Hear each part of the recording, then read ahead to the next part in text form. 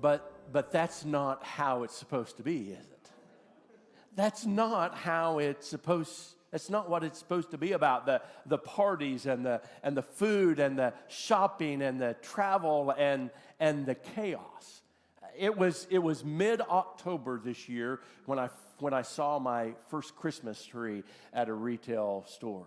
It was 2 weeks before Thanksgiving that I started hearing Christmas music, not only at a retail store, but it was 2 weeks before Thanksgiving that a local radio station started playing Christmas music 24 hours a day. It seems like this season has gotten more and more full of chaos. And hear me now. I'm not getting on to the retail stores at all. Not at all. I mean, we have Black Friday, and we have Small Business Saturday, and we have Cyber Monday, and we have Giving Tuesday. But I don't blame them at all. You know why? Because we are the ones that are lining up outside of the stores at 3 a.m. The Friday after Thanksgiving. We are the ones that can hardly wait to get online to see how much Amazon has reduced that 80-inch TV screen that we so desperately need. I don't fault them. I don't fault them at all. But indeed, this season has become a season full of stress and anxiety. In 1967, there was a study produced, and the researchers studied the most anxiety and stress inducing activities or experiences in our lives, and there were a number of them. In fact, they have no idea how they came up with a list of 43, but they have the list of the 43 most stressful events in our lives, and there are some of them. The top 10 would be the things that you probably would be able to guess.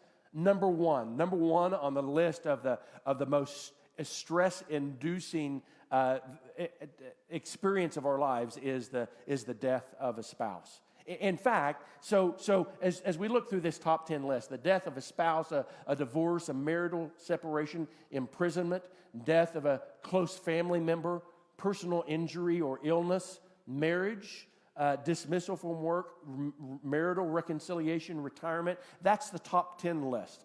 And there's a score that goes with each one of them. And this list, by the way, is still used today. Again, it was developed in 1967.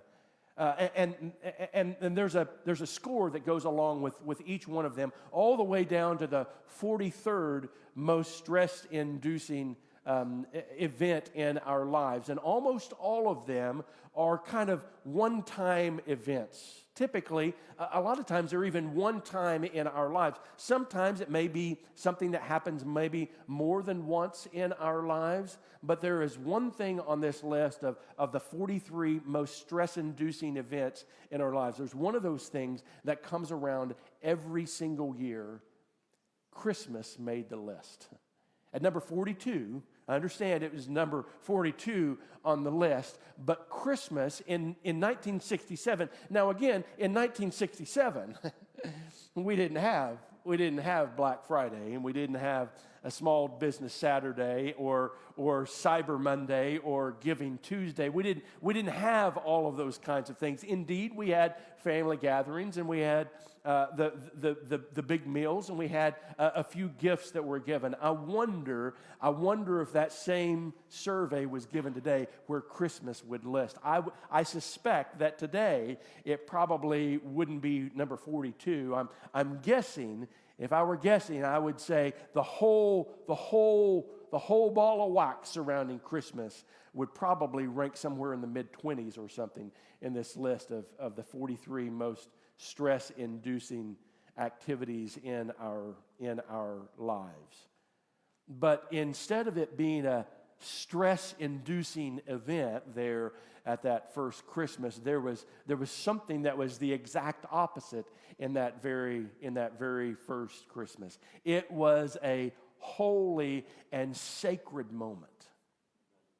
It was a holy and sacred moment. This passage out of the Gospel of John, I know many of you have heard it all of your lives, and it may be, I love Luke's description of what went on during the birth of Jesus, but this grand theological treatise here that we have in John's first chapter, it probably is my favorite. Hear these words again. In the beginning was the Word, and the Word was with God, and the Word was God. He was in the beginning with God. All things were made through Him. Without Him, nothing has been made that was made. In Him was life, and the life was the light of men, and that light shines in the darkness, and the darkness has not overcome it, and the Word became flesh and dwelt among us. And we have seen His glory as the only Son of the Father, full of grace and truth. There is a mystery and a holiness in what's called the incarnation.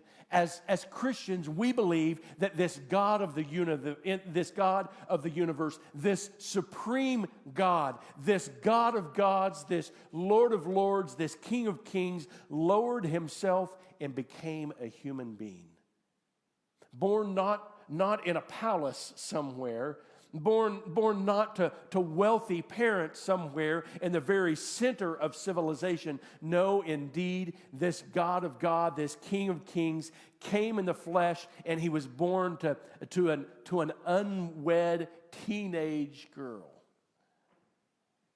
in a far remote corner of the world, and they were extremely impoverished. His first bed was not a four-poster bed that was gilded in gold. No, instead, his first bed was a feed trough. It was a holy and sacred night, a holy and sacred moment among humanity. And again, it sounds crazy to believe something sounding ridiculous that God, the God of gods and the King of kings, would become a human being, but that is at the very core of our faith. It's the very core of our faith. It's the foundation of our faith. But this distraction, this chaos of this season seems like it simply distracts us. I mean, I can't imagine that Mary and Joseph, I can't imagine that the first shepherds, I can't imagine even that the wise men that came months later, I can't imagine they would have ever had in their mind that Christmas would, or the celebration of the birth of Jesus, would turn into what it is today. I mean, I'm sorry, Nina. Blue Christmas? Yeah, I'm kind of there with you. I don't know if anyone saw Nina's post about the song Blue Christmas. I mean, it's almost as if we have made the birth, the incarnation, the coming of God come in the flesh. We've almost caricaturized it so much. I think I made up that word. It's become such a caricature of what it really was intended. It's become so chaotic. And the chaos distracts us. I mean, many of us start back in June buying Christmas gifts. How many of you all have, by the way, I'm not berating you at all. I'm applauding you for getting your Christmas stuff done early. How many of you have your Christmas gifts already bought? Amazing. How many of you have bought no Christmas gifts? Okay, wow. Most of us. And by the way, this year it's a little bit crazier. Because this year was the last day that Thanksgiving could be. It was the latest that Thanksgiving could be. And so we normally have another 4, 5, 6 days before, a little bit longer between Thanksgiving and Christmas, but not this year. It's coming upon us very, very quickly. And so we have the gift giving, and we have the gift buying and the gift giving. We have the parties, and we have the meals, and we have the activities, and we have the decorations, and we have the whole ball of wax. And it absolutely seems like it completely and absolutely distracts us from the real reason for this amazing celebration. So what should we do? What should we do? Should we try to remove ourselves from all of the celebration? I've met a number of Christians like that. They simply want to remove themselves from all of the celebration of Christmas. In fact, in many churches, not First Church, by the way, and I'm excited about that, but this is my favorite time of the year. But in many churches, they do not put up a Christmas tree until Christmas Day. It is Advent, thank you very much, and they do not sing Christmas carols. They do not sing Christmas songs until Christmas Day and the weeks following Christmas Day. They sing Advent songs, and they refuse to celebrate anything that comes along with Christmas. In fact, there are many churches that they refuse to have a Christmas tree in their church. There are a number of churches that have nothing to do with any mention of Santa Claus. There's so many churches that seem like they just simply try to remove themselves from any kind of celebration of Christmas. But friends, I believe that that's an absolute mistake. I believe it's a mistake. I mean, you can't go into a store anymore. In the coming weeks, you will not be able to go into a store without hearing over the loudspeakers the story of God coming in the flesh. It's an amazing time. It's an amazing time.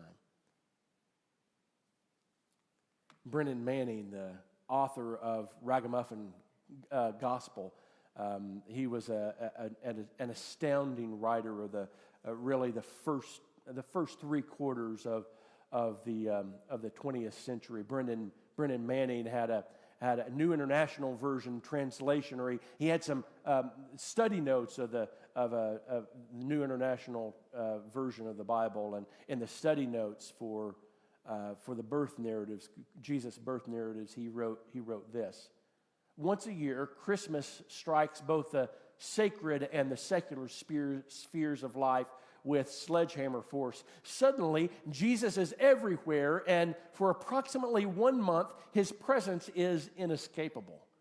You may accept him or reject him, affirm him or deny him, but you cannot ignore him. Of course, he is proclaimed in speech, song, and symbols, and in all the Christian churches. But he rides every red-nosed reindeer. He lurks behind every new doll. He resonates in the most basic Christian greeting. Remotely or approximately, he is toasted in every cup of Christmas cheer. Each sprig of holly is a hint of his holiness. Each cluster of mistletoe is a sign that he is here. How do we handle this chaos of this season?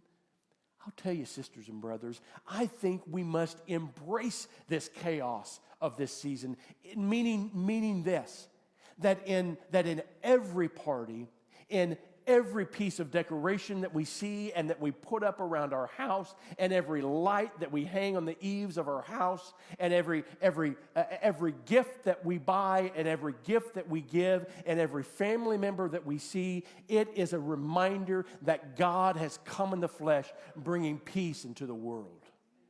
We must embrace this celebration of this season. No, we mustn't turn our back on the celebration of Christmas. It's okay. It's okay that there is chaos in this season, because in embracing that chaos, I believe that we are recognizing the lordship of Jesus Christ, even in the chaos of this season. So again, with every light that's hung on that Christmas tree, with every star that goes on the top of that tree, with every cookie that you bake during this season, with every gift that you buy, with every family member that you see, with every white elephant gift that you buy this year, remember that it's a recognition of the lordship of Jesus Christ. It's what this whole thing is about. It's what this whole thing is about. So indeed, over the next coming weeks, I know that you're going to be stressed just like I'm going to be stressed. And you're going to be frantically either cleaning your house for company to come in, or you're going to be dirtying up your house because you're going to someone else's house and your sinks are cluttered with dirty dishes. It's going to be okay though. It's all right. The chaos of this season points to the lordship of Jesus Christ, that God has come to us in the flesh. Would you bow with me? Oh Lord, there is a chaos in this season indeed. And sometimes it is so dramatically overwhelming and so stress-inducing that all we want to do is just simply escape from this season. But God, we don't believe that you want us to escape. Instead, we believe that you want us to celebrate wholeheartedly. You want us to be able to proclaim from the rooftops that you have come to us in Jesus Christ. There is no better time in all of the year to proclaim your love for us in Jesus Christ than this season right now. More people are more open to hearing the good news, the gospel, that you have come to us. More people are more open to hearing that good news now than any other time of the year. So as a church, today we join together in celebrating this season. Today, as individuals, we recommit ourselves that come what may in our lives, oh God, we are going to celebrate you coming to us in Jesus Christ. With every light bulb that's hung on a tree, with every gift that is bought, with every cookie that is made, with every party that is attended, with every family member that we see, help us joyfully proclaim the good news that you have come to us in Jesus Christ. In the name of the Father, and of the Son, and of the Holy Spirit. Amen.